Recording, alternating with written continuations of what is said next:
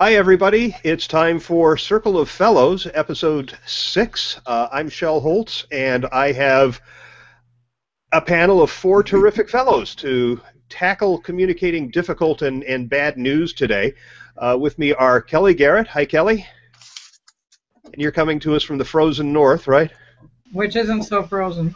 Oh, well, that's good because it often is this time of year, isn't it? Yep. John Gerstner from the humid southeast. Hi, Shel. Hi, everybody. George McGrath from New York. Hi, George. Hello, everyone. And Jim Shaffer. And Jim, I don't remember exactly. I know you're on the Mid-Atlantic area, but I don't remember exactly where you're at. Annapolis, Maryland. Annapolis. Okay, great.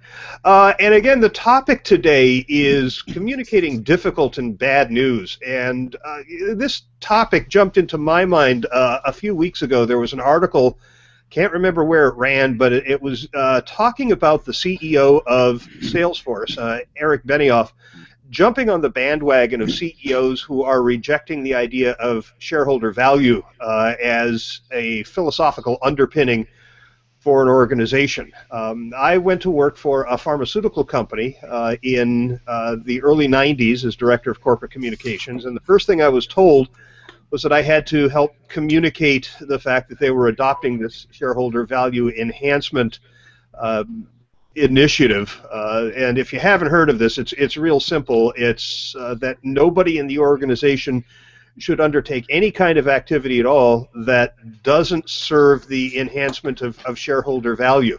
So here we were a pharmaceutical company where it was easy to create a mission based on improving the lives and the health of people, but the message that we had to send out was it's all about building the bottom line profitability so that we can provide a return on investment to shareholders. And I noted early on that I didn't think that was a way to get employees fired up. I just didn't see people jumping out of bed in the morning saying, I can't wait to get to work to build shareholder value.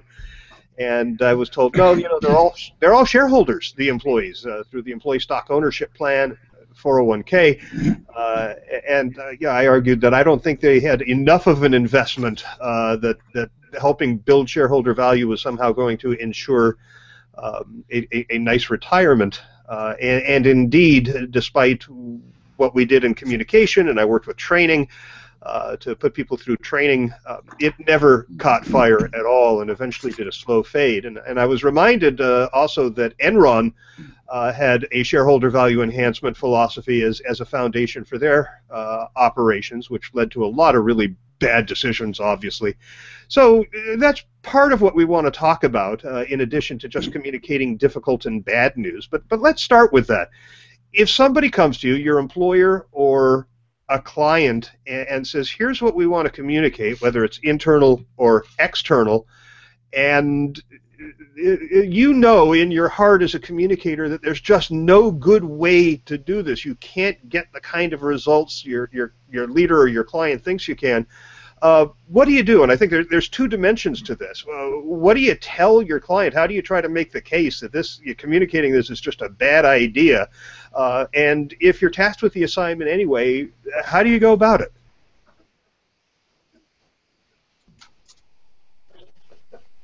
Well, I'll jump in if I can.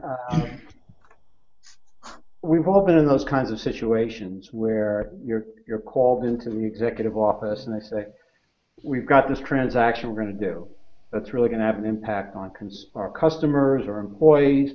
And as they lay it out for you, you're just dreading having to get involved in putting this news out. And it's typically because when you look behind the decision, they haven't thought about how it's going to impact all those audiences and how it's going to come across and what seems perfectly rational to management in terms of a rational database business decision that's needed to help the business can be perceived totally differently by the people it's going out to, by the employees whose jobs are going to be affected, by customers who are going to have to get used to being served differently by the company, by communities who are going to be losing an employer in the community, whatever it is. What I found works in that situation after you sort of listen and take it all in is you can start pointing out what the concerns are and illustrate it with an example from another company that's been in that situation and how it played out for them. And you can find a lot of analogous examples of companies that have gone the route that your client is suggesting, and then they get blowback that affects their reputation, that undercuts their ability to do the deal. So that I found in terms of a tactic that can work to get the attention of management. It's not just you're counseling them based on your experience, but you can also draw on examples of how it hasn't worked in other places and what the negative impact is. That can help. I would agree with George. I think there's very few organizations today or leaders today who aren't savvy enough to understand that it's a balancing act, that you have means and you have ends. And yes, if all the shareholders go away, then we go away. But at the same time, we've got an awful lot of evidence. Lori Bassey's book, Good Company, is probably one of them, and that is that purposeful organizations and organizations who focus on their performance are the ones who are surviving and the ones who have longevity. If you look at what Lori's research, and I think this is part of what George said, is that you point to examples. A good example is what Lori says in her book, Good Company, and that is organizations who are good sellers, who are good employers, and good to the community, and have a strong sense of purpose, like the Medtronics or the Mayo Clinics and some of the others. Those are the ones who are going to survive for the long term. I would point out to my client that that is the formula. He's not giving, or she is not giving up anything by pushing for shareholder value, but there's a way to get there that is consistent with what people in a society today expect. I would piggyback on that just to lobby for balance in communication. You really have to focus on mission, vision, and values. So the mission part, yes, some financials need to be conveyed, but there's also the motivation really does come from the bigger picture, the vision that you're driving for, and your values as a company. So to motivate employees to achieve good performance, you have to really be balanced in your communications. So Kelly, let me ask you, because I know that you do executive coaching. Once the leader has told you that this has to be communicated, whether you think the outcome is going to be good or not, what do you tell them about the ways to communicate this to get at least the best possible outcome that you can? Well, one of the interesting things when you're putting your executive coach hat on, you're trying to draw out the answer that's right for the client, as opposed to dispensing advice. But sometimes there's a fine line there, and when we went through certification, they talked about leading from behind, which in a way, as a professional communicator, you sort of feel like you're always doing.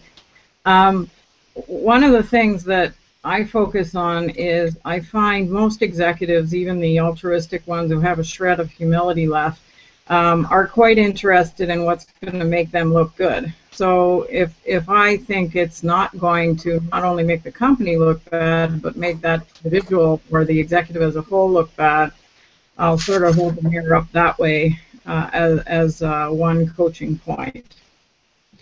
Great. And I do want to mention, I notice we have a bunch of people who are watching live, which is fantastic. Welcome, everybody. You can ask us questions by clicking that little Q&A button, and we already have one from Allison Scherer asking, what's your advice about communicating about RIFs, reductions in force, and then outsourcing the jobs? I think we all know what this is about. This is Carrier Corporation and the probably unwelcome for the leadership disclosure of the announcement that the leader of that organization made to manufacturing employees that I think it was 12 or 1,400 jobs are going to be eliminated in Indianapolis and outsourced to Monterrey, Mexico. And I think the message was not, we're going to take care of the employees who are here, your service has been invaluable, we're going to help you through this. It was, you have to continue producing quality product until the transition is made in a year and a half or so. And when he delivered that ask to continue producing quality product, somebody shouted out a pejorative. And all of this was being recorded on a smartphone, which is no surprise these days. In fact, if he'd been thinking about it, he might have been able to broadcast it live on Periscope. But your advice about communicating this type of thing, and Jim, I know you have some views on this about communicating before that, possibly for years, so that people know what's going on in the organization, might be able to have an impact on it, but aren't terribly surprised when the announcement comes. Absolutely, and Allison, thank you for that question. Allison Scherer, who I had a chance to work with a great deal at AbbVie, is one of the top communication practitioners in the country.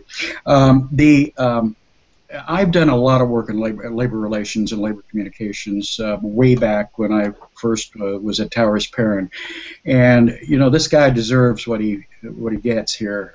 First of all, you start that conversation in a very open way with your labor leaders and the members of the union. You start building business literacy. You start building financial literacy. You help people understand what the competitive threats are. You help them understand what products and services they made, what the competitors are, what's going on out in Mexico or wherever it is. You have that conversation on an ongoing basis, and you talk about the implications of it in very straightforward ways. I think when you do that, my experience has been with almost every union, at least in the United States, that kind of straight talk works very, very well. In a number of cases, there have been strikes that have been avoided that I've been familiar with. There have been contracts that have been much more favorable to the leadership as a result of that kind of openness. And in one particular case in Newark, Ohio, with Owens Corning, a whole plant was turned around because of the relationship the CEO had with the three key unions there.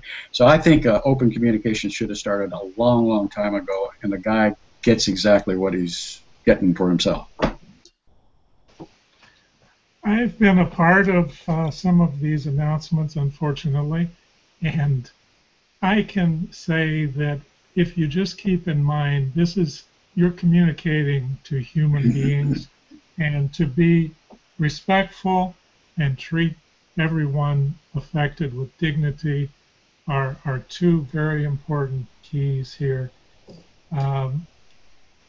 So often things like this also are not thought through, all the other impacts on other suppliers, partners, other people have to be brought into this. So it has to be very well orchestrated and thought through. And this is probably the most crucial bit of communication any communicator will be involved in, because your culture of trust is at stake. And how you handle this, and if the survivors, how they feel after the layoff announcements are made, really affects the future of the company. So there's a lot at stake here. Yeah, I couldn't agree more. In fact, when I was doing some layoff communications earlier in my career, one of the most important things I read as I studied it, because I'd never done it before, was that what you're really communicating to is the people who aren't leaving, because they can just absolutely freeze if this isn't done well, wondering when the shoe is going to fall on them. That's right, the survivors. Right. There was a great article in Forbes in 2012 called The 10 Commandments for Delivering Bad News, and just building on what John said in terms of you're dealing with human beings, and their first commandment in this article was, "Thou shalt always treat people with respect and dignity." And yes, you are talking to the survivors, but what this article also argues is that how the survivors view how you treated the people who had to depart will really affect their level of trust and respect for the management. And if they feel their peers were treated with respect and dignity, they actually will work harder in even. Yeah, it's survivor's guilt, isn't it? And the better these people were treated, the less guilty you feel that you're still here while they're, out there on the street. Right. So if you were the public relations person, let's put internal communications aside for a minute. If you were the PR person, for the carrier corporation, and you had to deal with the fact that this video was out and your reputation has just tanked. What do you do now? George, if they came to you for help, what would you tell them? Jump in the Wayback Machine and go back and change your decision. Yeah, and you can't say find another PR counselor. That's no. Look, we're here. We're always here to help, right? You know, in that kind of situation, it's probably going to involve. You have to look back at when they started the process to make that decision, to move that production. Think about the logical questions that have come up. You know, when did you decide to do this? Did you try to make changes that would enable you to keep production here? What did you try? What did you do? How were people involved? So at least when you go through that process with your external constituents, you can back up the case for why you had to do this and why this was a very difficult, painful, but ultimately necessary decision for the health of the overall business and for the welfare of most of the people working in the business. But, you know, the timing of when you announce that is always so tricky. You know, a lot of these strategic decisions, they're worked on behind closed doors with senior management, with consultants, with investment bankers. That can go on for months. And then you can be brought into the room as a communications person at the last minute saying, okay, this is the deal we're doing. You help us frame it, you help us message it, anticipate the tough question. And you can do that, do very careful messaging and Q&As, but in the process of doing that, you're going to also identify those weak points in the story. And the key thing is, the key question that always comes up when I've been involved in these things after is, why couldn't you tell people sooner? Was there something else we could have done? Why didn't you give us a heads up this was going on? Now, I don't know about the internal communications at Carrier, but leading up to this announcement, what they may or may not have communicated people internally about what had to get done to keep the business there. But those are the things that always come up in these transactions after the fact when the communications kind of go off the rails. It's, why couldn't we have told people sooner? Yeah, George, I'll tell you what I just thought of when you said that. I don't think communications went off the rail. I think ethics went off the rail. And I'm wondering what is going to happen to the guy who did this. How long is he there for his job? I think it's an ethical issue. It's a values issue. I remember I was head of internal communications at a company fairly early in my career, and I was told that they were going to have a layoff 10% of the headquarters staff. And he didn't want it communicated until people started to get called into their HR rep's office and told they were leaving. And I said, springing this on people like that's going to have some really serious repercussions. And I finally convinced him. But his concern, by the way, was that the news of this was going to find its way into the media. And I told him there's no way that you can lay off 10% of the headquarters staff of a Fortune 500 company and have it escape the attention of the business press in the greater Los Angeles area. I finally convinced him to do a desk drop, a letter under his signature explaining why they were doing it and what the message was behind all of this. And sure enough, somebody who was affected sent that letter to one of the LA papers. And the president marched into my office and slammed the paper on my desk, and he said, I told you this would happen. And my answer was, yeah, but look, they ran your message rather than the message of an employee who would have picked up the phone and called, information abhors a vacuum. And in the absence of an official message from the company, they'll take whatever they can get from ex-employees, ex-leaders, people who've been affected by the layoff. So, I felt it turned out as well as it possibly could, since they literally quoted from his letter. So I'd like to kind of go around and find out what's the hardest message you ever had to communicate in your career on behalf of a client or a company. What was the worst news?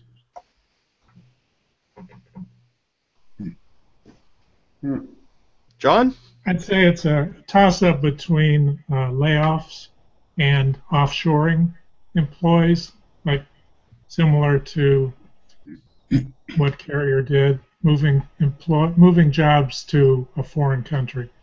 think that's a very hard sell in the U.S., probably Canada as well. But I always look for the silver lining. There has to be a business reason for what you do, and you have to present that as positively as you can, and be prepared for the inevitable flack that comes back.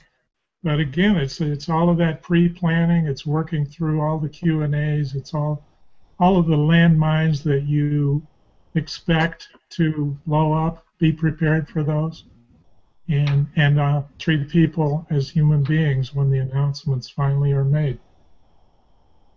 Great.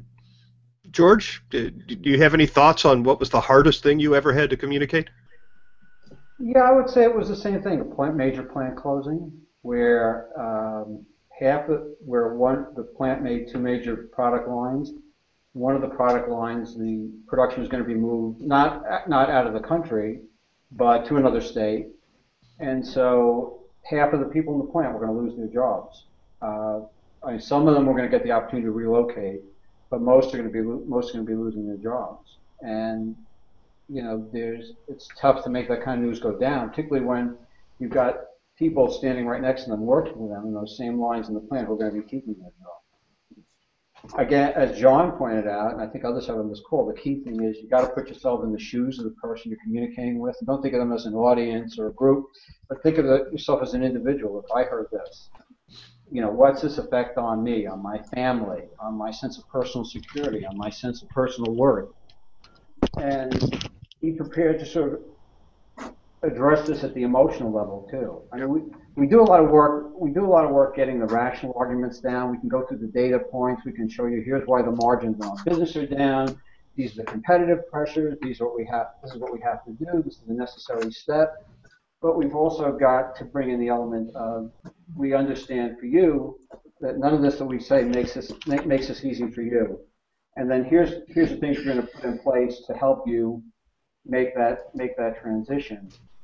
And hopefully we've already got the relationships built with people that they're going to believe that they know you, they work with you, they know this is coming from your heart and you're genuine about it. In the case of the situation I mentioned with the client with the factory, they had very good labor relations in the factory. They had very good personal relationships between management and line people, and they had built a degree of trust with the other decisions they had made along the way that people were affected by that decision while they were obviously upset by it. We're going to give them the management the benefit of the doubt. They've done what they could to get to that point. And then you put plenty of support behind the transition. But that said, there's an element of these things when you do them that at the end of the day you just got to ride them out sometimes. And how rough that ride is depends on, as Jim said, how ethically you approach this. The fact that if anybody on the outside looks at this, they can feel the process and the decision, while difficult, was fairly arrived at, and you tried to treat people as fairly as you could under the circumstances. That can go a long way in making the ride a little bit shorter and a little less rough. Yeah, absolutely. I remember I was involved with the closing of a manufacturing plant. It was the last U.S. manufacturing plant this company had. And among all the other things the company did, I sent a staff writer out to the plant to interview employees. Not about, gee, I hate losing my job, but what it's meant to be working here and my memories of, because we had people who had been there, 20, 30 years.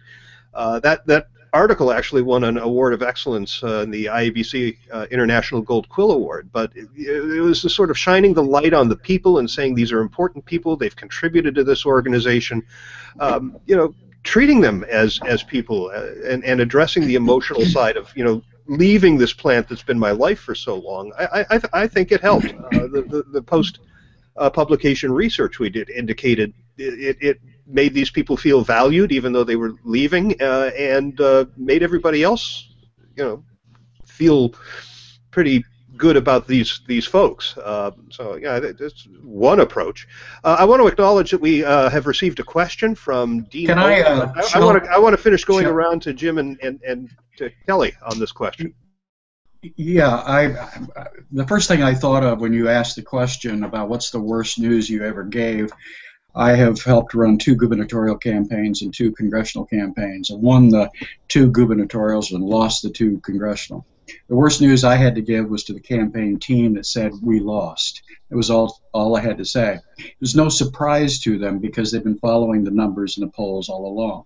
What I'm hearing us talk about here is what my friend and all of our friends, Roger Dupree, talked about in his first book, Communicating for Productivity, and that is the journalistic reactive approach to communication.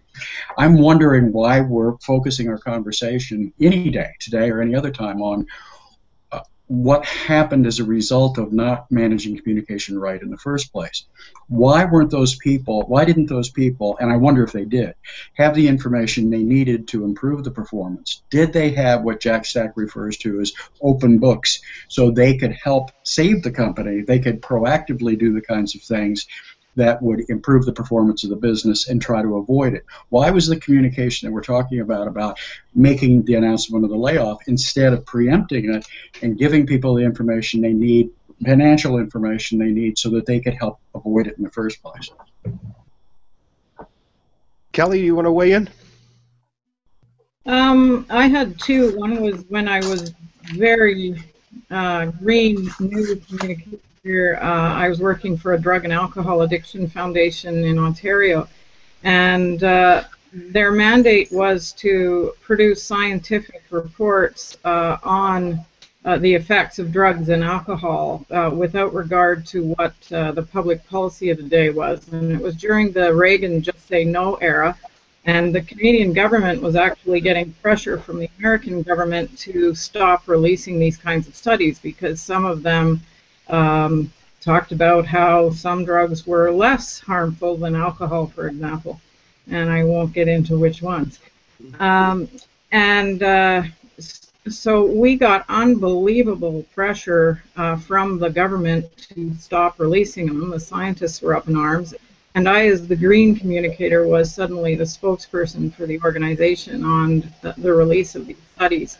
I was actually a proponent of us continuing to release them, but it was a very uncomfortable situation. And what we tried to do with the release of the studies was to couch them with, it's not that we were proponents of drug or alcohol use. We just wanted to be a factual force in the market.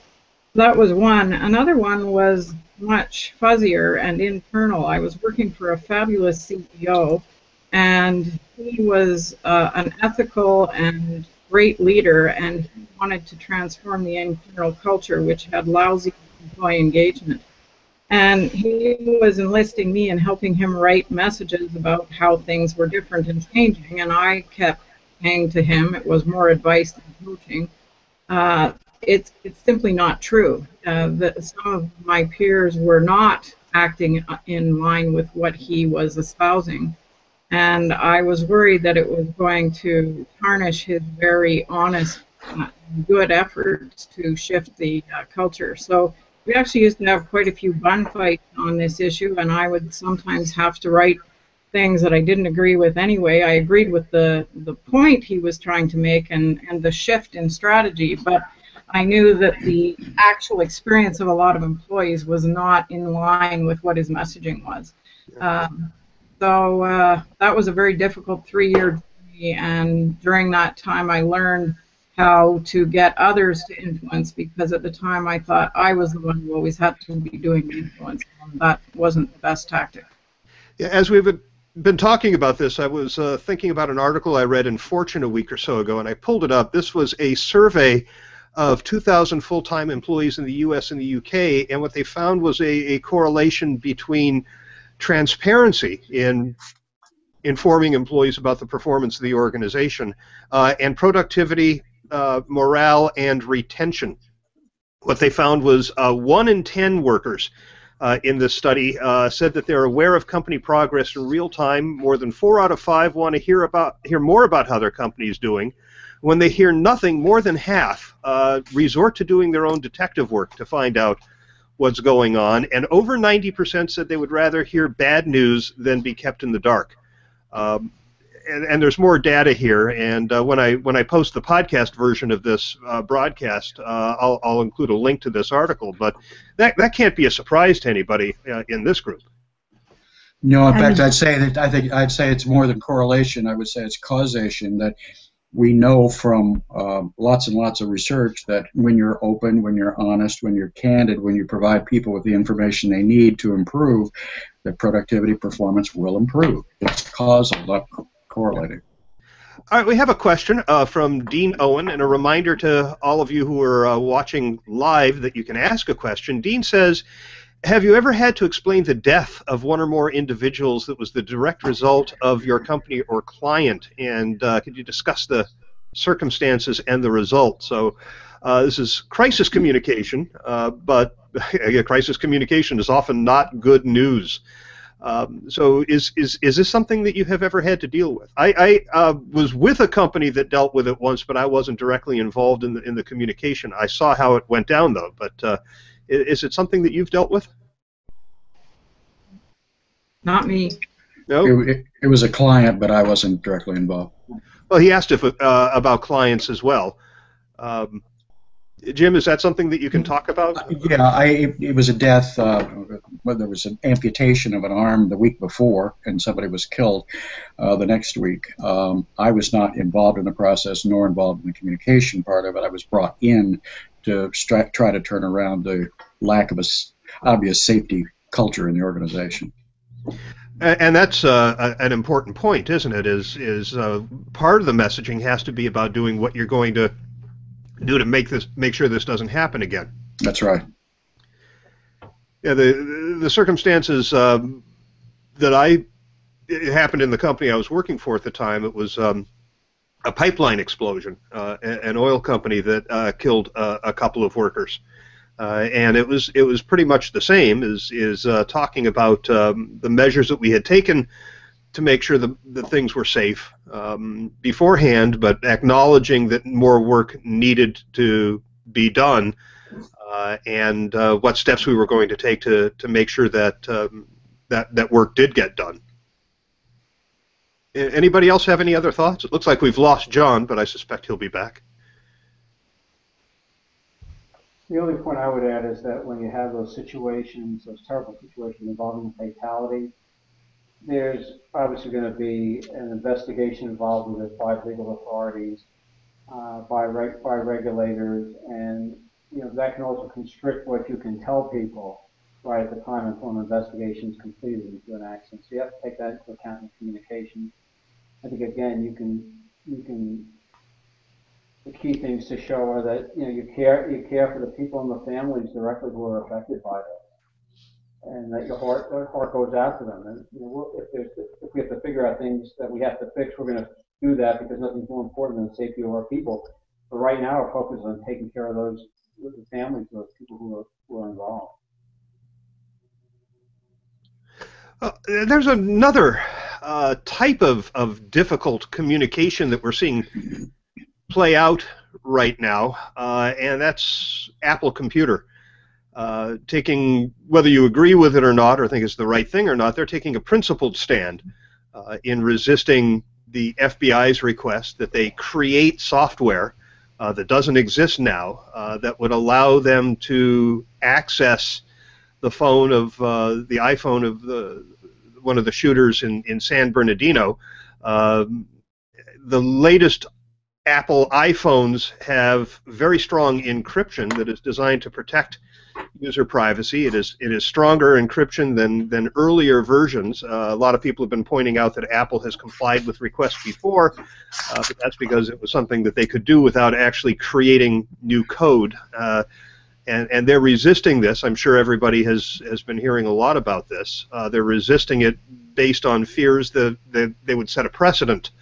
That this would lead to requests to unlock all kinds of people's phones for all kinds of different reasons, knowing that it can be done.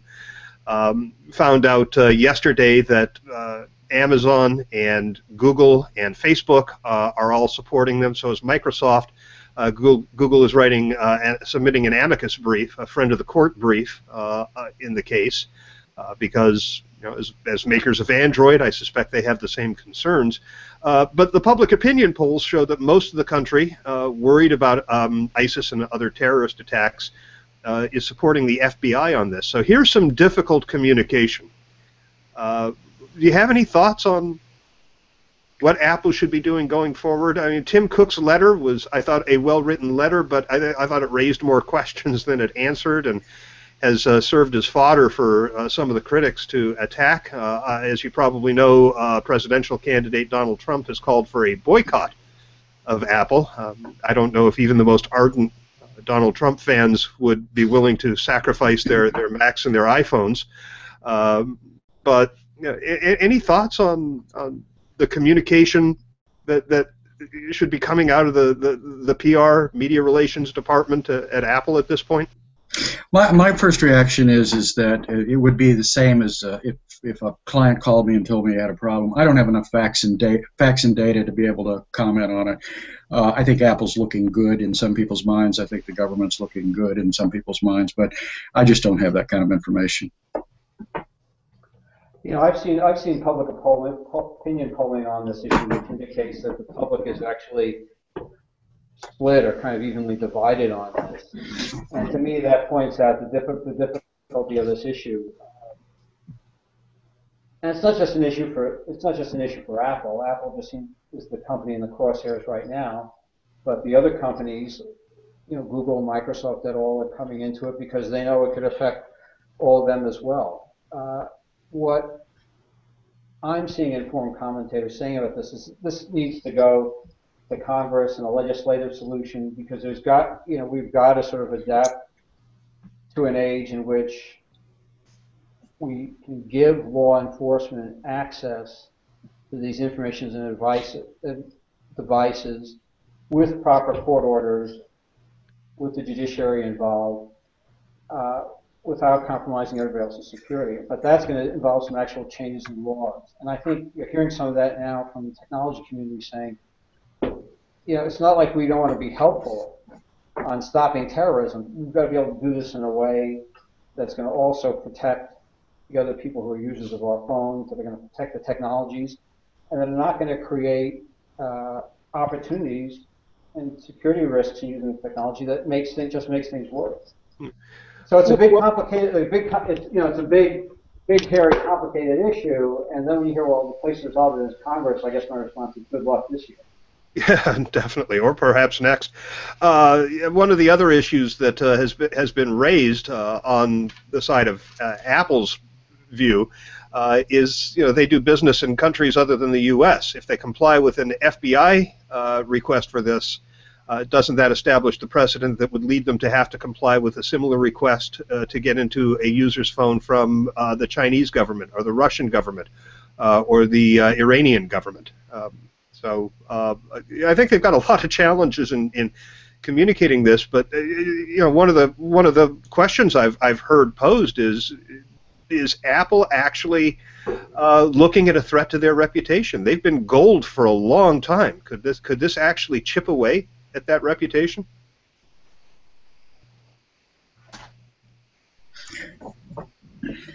Well, when your reputation is built on the quality and innovation of your product, and the conversation is off the product into other areas, yeah, it can have an impact. It doesn't mean it's not a necessary conversation they absolutely want to have and need to have and be involved with, but sure, that's a reality. I mean, the single-minded focus that companies seem to have under Steve Jobs in terms of the product, and do whatever it takes to deliver that product, has evolved. I think Apple's a better company as a social enterprise by being involved in issues, by taking principled stands on issues. But of course, when you start taking stands on issues, there's going to be somebody on the other side of the issue. So before, you were the product that, whether you were left, right, up, down, in, out, worked for everybody. Now, if you align yourself with a certain stand, people might say, well, I like the product, but I'm not sure I like doing business with you because of the stand. And that's just the risk you're going to have to take to do the right thing. Well, you raise a really interesting issue, George, and that is anticipating what might go wrong. I was reading, I can't remember the fellow's name, but he has a consulting firm that works with organizations that are about to launch big initiatives, and just before they launch, he runs them through an exercise, essentially saying, close your eyes, get into a Zen state. It's 6 months from now, and this initiative failed miserably. What went wrong? And I think that's an exercise that ought to become part of the strategic communication planning process, because I think a lot of times we look at making sure that we've got all our ducks in a row, but we don't anticipate where it might fail. I'll give you a great example. It was a company that I worked for, one of the ones I mentioned earlier, that was renovating the employee cafeteria. The cafeteria they had looked like one out of an inner city high school, and they invested $2.5 million for a really modern, spectacular cafeteria with an outdoor patio dining area with a waterfall. The waterfall was actually there to mask noise from the freeway that was right next to the building, but it was very, very nice, and it was a long-term project. And I found out that they were planning the ribbon-cutting ceremony 2 days after a layoff in this organization. And I said, we need to do some proactive communication, because I think people are going to see a $2.5 million cafeteria open the same time their friends with families to support and mortgages were bounced out of the company. I said, at least we can talk about the difference between, kinds of expenses, a capital expense versus an overhead expense. And the answer I got was, no, that will just be adding fuel to the fire. Nobody's going to feel that way. And of course, they had the ribbon cutting ceremony, and we ended up with a lot of very upset employees. So I think it's important to anticipate what could go wrong, and to think outside that box that you're in when you're doing the communication planning for the activity or the initiative itself. We have a couple more questions, which is fantastic, and I know I'm going to butcher the name of this person, so let me apologize in advance. Maria Constantinescu. She's from Canada. Oh, okay, so you know her. Did I get the name close to right? Yes, just call her Smile. She says, 21 people at McDonald's in San Ysidro. Worst single mass murder in U.S. history prior to Oklahoma City bombing. My intro to crisis PR. And as I recall, McDonald's didn't do an awful job with that. Does anybody recall the details of that? Not the details. I mean, I remember the details of the event. I don't remember the details of McDonald's response. Right. I know that they raised the McDonald's and put like a memorial park in that area, which I thought was absolutely brilliant. Oh, that was Dean says, nope, that was my question. Oh, Maria. Okay, I see what happened. I'm reading this wrong. That was Dean's question. So let me get to Maria's first, because she did have that question ahead of here, and I did want to cover it. She says, in your opinion, what are the top 3 actions a communicator should take in order to support a new CEO once the vision for the company is in place? And I think that's a great question as it relates to our topic, because if your vision is in place and solidified, it can help inform your approach to dealing with difficult or negative news. So anybody want to jump in? And I think, Kelly, this is a great one for you, not just because you're also a Canadian, but because you do the executive coaching. The top 3 actions a communicator should take in order to support the CEO's vision.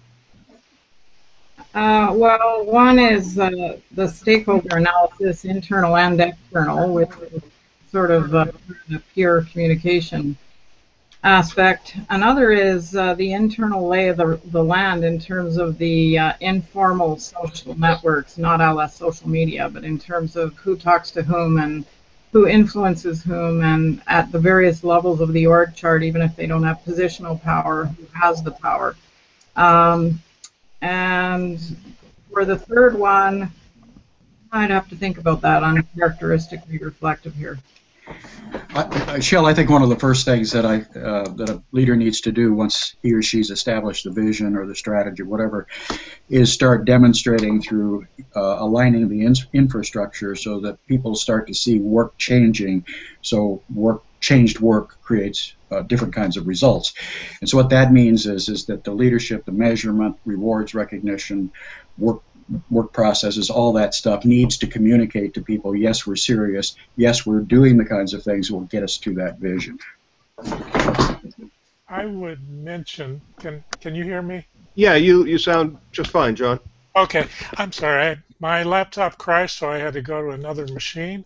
But I would suggest really spending time getting the CEO around to as many people as possible and merchandising that or marketing that as he or she goes, using internal channels to broadcast those or write articles about that, but simply getting him acquainted, him or her, to as many people as possible in those early days. A town hall is a possibility as well. But this is crucial time, and there isn't a lot of time, but you need to get him or her acquainted quickly. And I would certainly add that I think that there needs to be an alignment between the vision and the values. You know, a lot of people talk about vision statements and mission statements and value statements as being words on the wall, and I think it's important to make them live and breathe. I remember working with one organization developing a vision statement without testing it with their employees or finding out what the employees' values were. And what they were introducing turned out to be completely out of whack with the values not only that the community of employees had, but with what they felt the values of the company were. I agree with you, Shel, and that's a little bit of what I was alluding to earlier. There is that the do has to start aligning with the say. And if you've got the statement and the value statement, the vision statement, what does this mean in practice?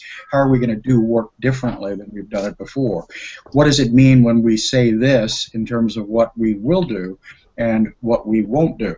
That is an exercise that I would always recommend a CEO and his or her leadership team undertake very early, because you have a very short amount of time before people say, yeah, I've heard this all before, but I don't see the action taking place. There was another piece I read recently. I haven't had a chance to pull it up, but it was another study that looked at companies that were involved in high-profile lawsuits. Certainly something that can happen if the action of a company leads to the death of an employee or a customer. And what the study found was that most organizations don't include high-profile lawsuits in their crisis planning, which leads to them being very reactive and getting very conservative in their responses, which in turn leads to reputation damage. I think dealing with bad news and communicating effectively when you're being sued often is sort of deferred to the attorneys saying, don't say anything. And I think that's a mistake. I think there are certain things, certainly from a legal perspective, that you can't say, but it doesn't mean that there's a lot of room between no comment and saying things that aren't wise to be saying in a court battle. Do you agree? It's Kelly here. You're probably familiar with a major listeriosis case in Canada from Maple Leaf Foods that resulted in some deaths. It was a deli meat that was tainted. And Michael McCain, who was the CEO, came out right away against the advice of his legal team to express his profound sorrow and to share what was changing right away. So they did total recall, and I forget what else he did, but he took complete and used words like complete, that they were completely accountable for what had happened and that they would dive into it and do whatever was required to enhance safety in the future. And he was criticized by it quite a bit internally by the board and certainly the legal team, but it ended up boosting the reputation of the company over time. There was a study out of Oxford maybe 13 or 14 years ago that compared the share prices before and after this kind of a crisis, and those that communicated quickly and took responsibility recovered their share price more and faster than the ones that listened to their lawyers.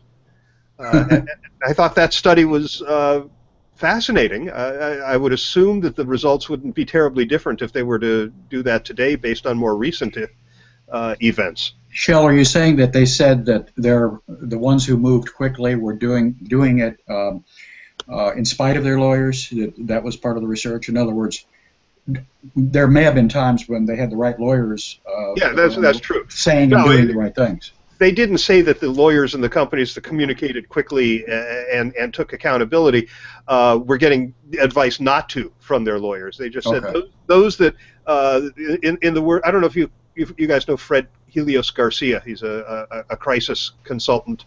Logos Consulting, I think, is the name of his firm out of New York. But he calls it the 3 Ds: delay, deflect, defend. In fact, it was Fred who told me about this study. But essentially, you know, another guy that I spoke with, his name is Jim Golden. He's an attorney.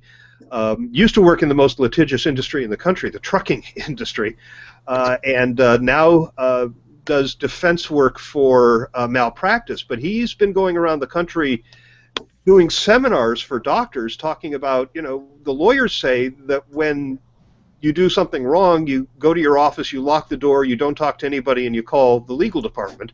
He's saying no. He says the first thing you go is you go to the patient, you go to the family, you say, oh my God, I screwed up, here's what I did, I'm so sorry, this is what I'm going to do to make it right. And he's got the data that shows that when you do that, you either get no lawsuits or fewer lawsuits, but also lower judgments and lower settlements, because it's hard in a courtroom to point the finger at a bad guy because he did the right thing. Yeah, and it's interesting because that research has really permeated the medical community to the point where, and I think it was Jerome, who was the guy who wrote the book about how doctors think, Jerome Goodman, something like that.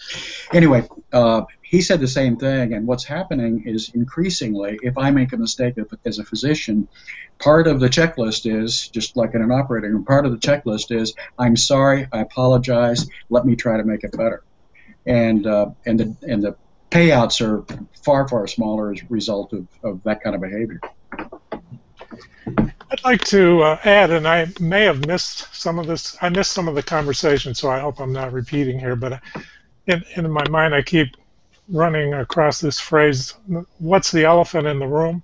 And the elephant in the room in this conversation, I believe, is transparency and how far it should be, how far it should go. And there's a concept called radical transparency, and some of the startup companies now are sharing salaries for all employees and how those formulas are arrived at, and literally everything about the company.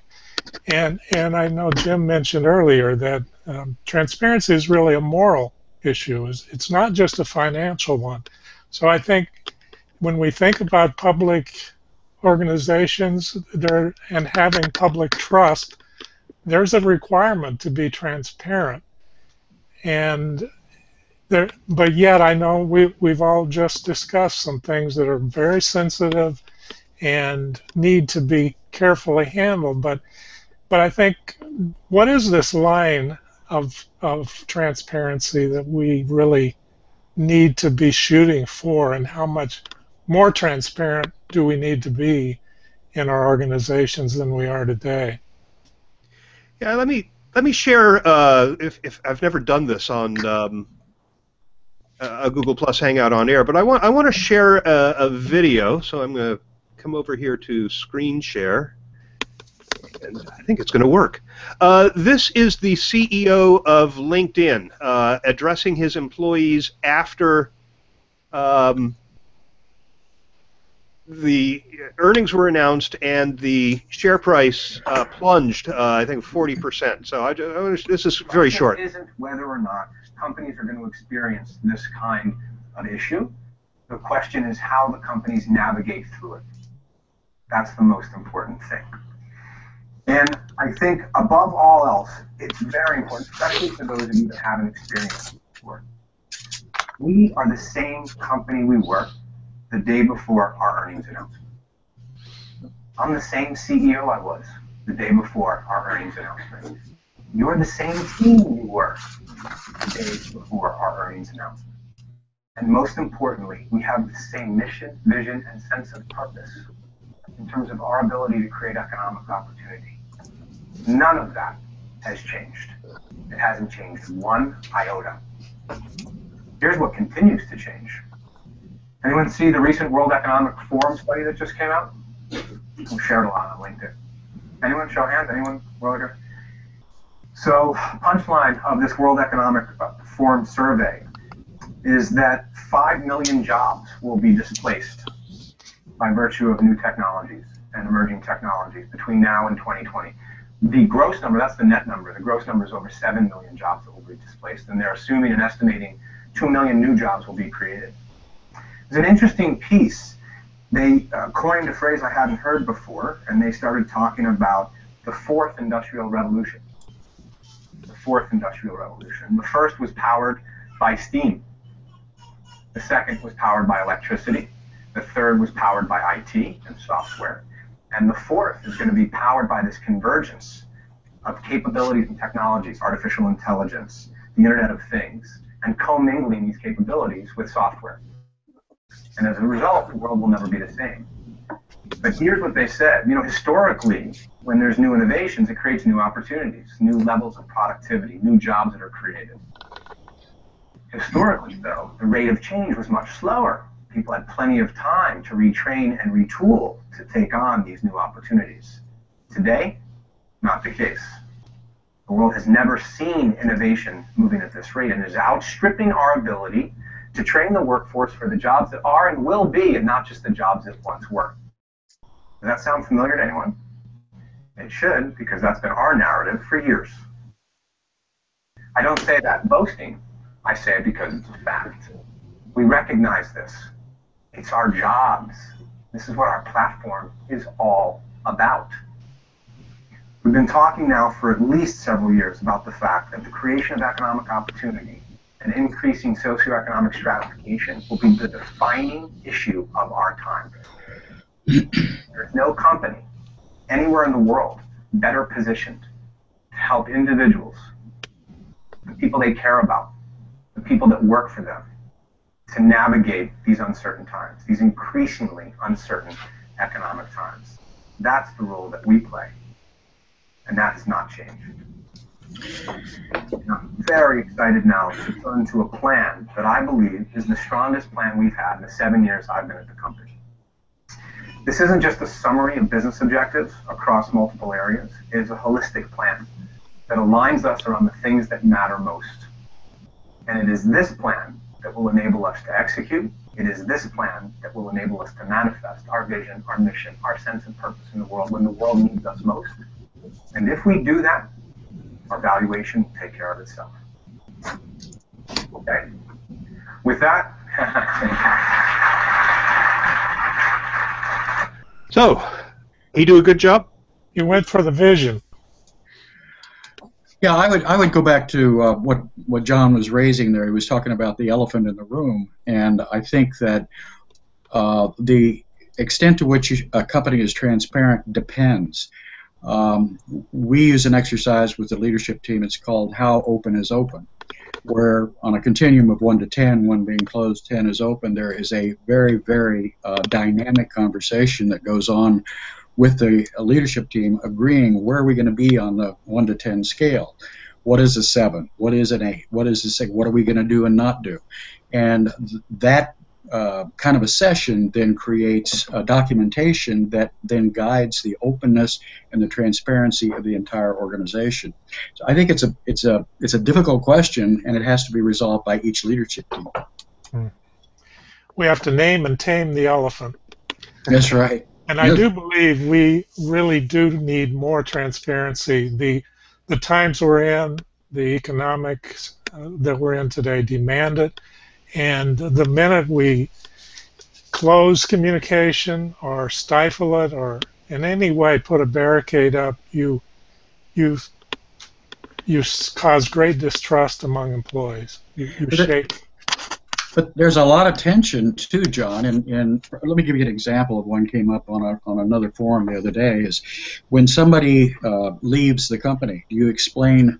Are you open in terms of why they left the company? Let's say Joe, the CFO, was caught with his hand in the till. Do you communicate that? Some say absolutely not. We want to preserve the dignity of the individual. Some say there's no better way to communicate the value of we don't steal from the company. You know, that's the Joe Jett case back in with Jack Welch. So those are the kinds of things that need to be resolved. How are we going to treat it when this elephant comes into the room? Exactly. And that takes us to the top of the hour, so we're going to leave it right there. We will be back next month with another session, a topic to be determined, but we will share it out through the various channels we use. And, of course, you can watch this later or grab the audio podcast version at the FIR Podcast Network. Circle of Fellows is there, FIRPodcastNetwork.com. Thanks, everybody. I really appreciate your input. I think it's been a great session. Shel, thank you for your leadership. Thank you, Shel. Have a good day, everyone. Okay, Bye. bye-bye. Bye-bye.